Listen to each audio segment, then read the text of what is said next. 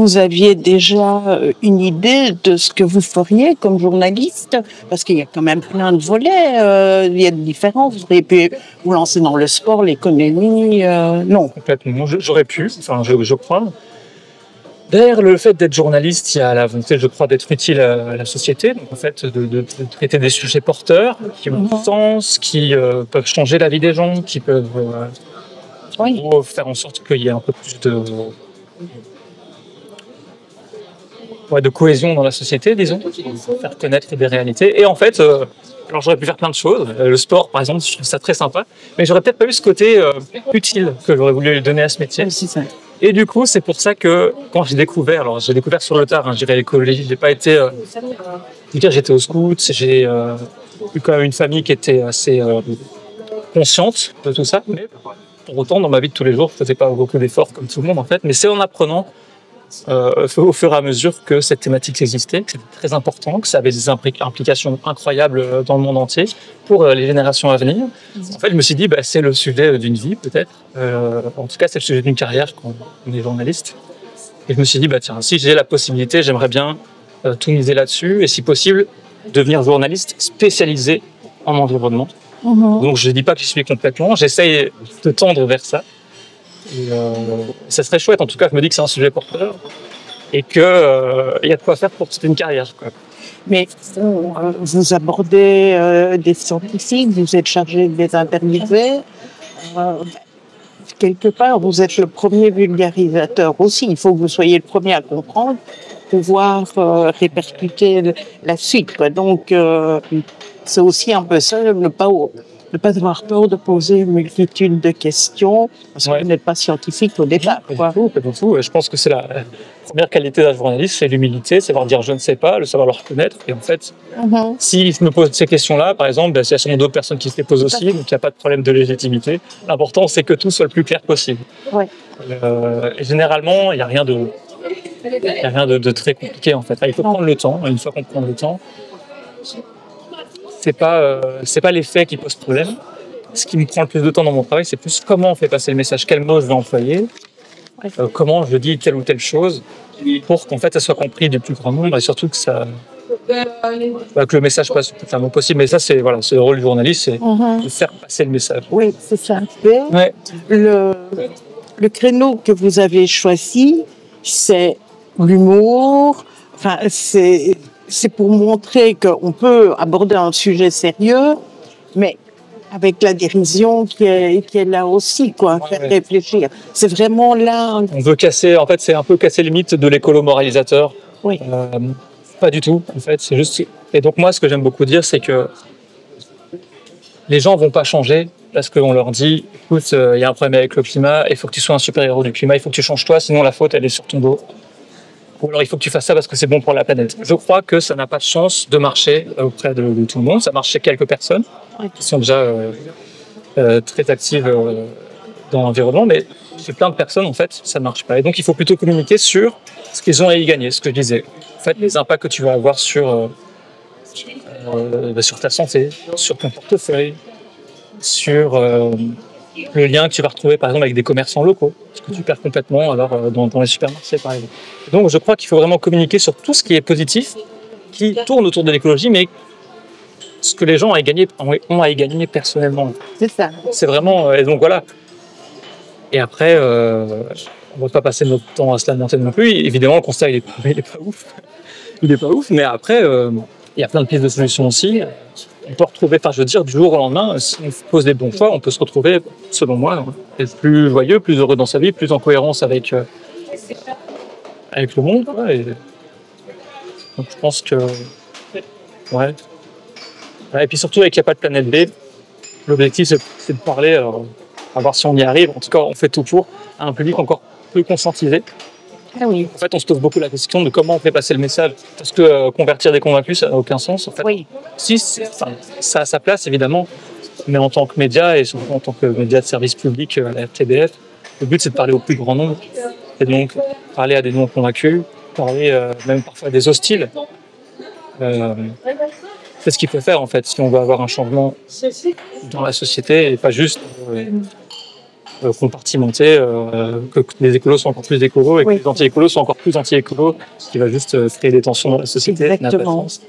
Et c'est pas toujours évident d'assumer le fait d'être chrétien quand on est jeune, quand on est vous touchez à divers secteurs scientifiques et autres. Bon, vous gardez votre foi pour vous, ça vous fait réfléchir après. Vous m'avez beaucoup parlé de Laudato Si aussi. Ça fait partie des choses qui vous font réfléchir, j'imagine.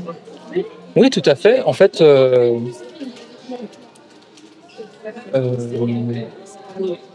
pour moi, c'est pas du tout incompatible. Je veux dire, si on prend les chrétiens aujourd'hui dans le monde, jusqu'à les catholiques, ça doit être plus d'1 milliard, peut-être 1,3 milliard, 1,4 milliard de la population mondiale. Si on prend les religieux, enfin les gens qui croient en un Dieu dans le monde, ça doit être la majorité également. J'ai pas les chiffres, Oui. on pourrait regarder, ça serait intéressant. Et en fait, c'est pas du tout incompatible. Alors, je dis pas que je le crie sur tous les toits ou que j'arrive à la RTBF en disant voici, j'ai mon badge. Parce que non, mais peut-être même mes collègues le savent pas en fait, parce que c'est Oui, plus, c'est ça. C'est personnel. c'est personnel et ça n'a pas d'impact en fait sur mon métier. Donc, et mon métier, c'est de relater des faits, donc je vais chercher les faits puis je les transmets en fait. Et donc, c'est plus quelque chose que je vis intérieurement, mais que je me rends compte qu'il n'est pas du tout incompatible en fait avec mon travail de journaliste qui parle d'environnement. Et surtout, notamment avec Laudato Si, je me rends compte que je revois très fort en fait la vision de l'Église sur le sujet. Parce que Laudato Si a eu ça quand même en 2015, 2 ans après l'élection du pape François, de mettre l'écologie au premier plan. Et alors peut-être que je l'ai pas compris tout de suite. Mais en le relisant là récemment, après notre appel, je me suis rendu compte qu'en fait la vision que j'avais de l'écologie était en fait très proche de celle véhiculée par Laudato Si. C'est ça. C'est-à-dire que c'est un texte très concret. On ne parle pas non plus à des qui parlerait à tout le monde, chrétien, pas chrétien, qui parle de solutions, qui parle surtout de la solution de la sobriété. Oui. Et en fait, je me retrouve totalement là-dedans et qui met en garde contre le technosolutionnisme, qui dit bien qu'en fait, il faudra prendre toutes les solutions, mais que, a priori, la question de la sobriété, la solution, c'est la plus intéressante qu'on ait. Et surtout, qui met des conditions en fait à cette écologie, notamment à prendre en compte tout le monde, y compris les générations futures et aussi y compris les personnes les plus vulnérables, que ce soit en Belgique ou que ce soit dans d'autres pays du monde.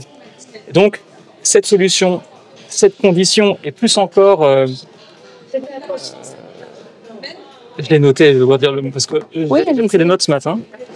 Je trouve ça très intéressant. Ouais, c'est ça. Et surtout, qu'il le fait, enfin, dans Laudato Si, il y a la promesse de la joie. Oui. Et c'est un peu comme ça que je le vois. Enfin, je veux dire, on va pas être déprimé toute la journée. On est là parce qu'il faut parler très naturellement des problèmes qu'on a et des solutions potentielles. Mais ce qui est mis en avant dans Laudato Si, c'est que c'est pas parce qu'on met en avant l'écologie qu'on va faire un retour en arrière ou que ça va être compliqué ou qu'on va tous être plus malheureux. C'est justement, en fait, on peut y gagner tous ensemble.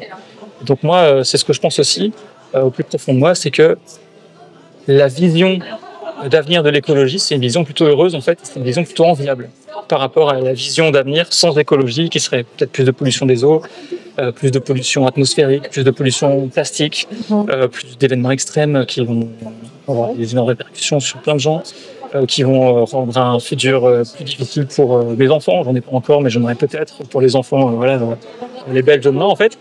Je préfère, en fait, me dire, on a plus à y gagner en prenant ce chemin-là, et donc faisons-le dans la bonne humeur et on verra où on en arrive, quoi. Voilà, c'est un peu ça le truc. Et donc voilà, ces solutions mises en avant, cette solution prioritaire qu'est la sobriété, je m'y retrouve. Cette condition de ne mettre personne de côté, je m'y retrouve aussi. Ouais. C'est pour ça en fait que j'ai cité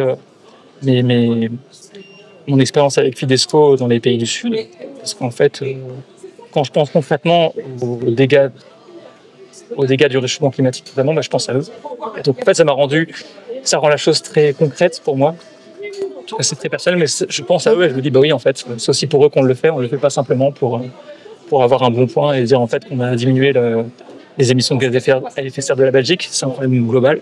Ouais. Et puis derrière, le chemin proposé pour amener à plus de joie, plus de solidarité entre les personnes, plus de liens. Mais en fait, je me dis aussi que c'est plus enviable que l'inverse. Et donc, ça mis ensemble, plus le fait que c'est un livre qui est fondé sur des faits scientifiques, je crois que ça peut vraiment parler à tout le monde. Et je crois qu'en tout cas, c'est un document à mettre dans les mains de tout le monde et que chacun pourrait trouver en fait une base de discussion intéressante, croyant, pas croyant, ou chrétien, pas chrétien. En fait. Parce que ce qu'il dit très bien le pape dans son encyclique, et c'est ça aussi le lien avec peut-être mon métier, c'est qu'il dit on a besoin de tout le monde, c'est un problème global, on a besoin d'inclure tout le monde, quelle que soit ta confession, quel que soit ton âge, quelle que soit ton origine, quel que soit ton pays dans lequel tu vis. Et en fait, il faut qu'on arrive à prendre tout le monde avec nous dans le wagon, quoi.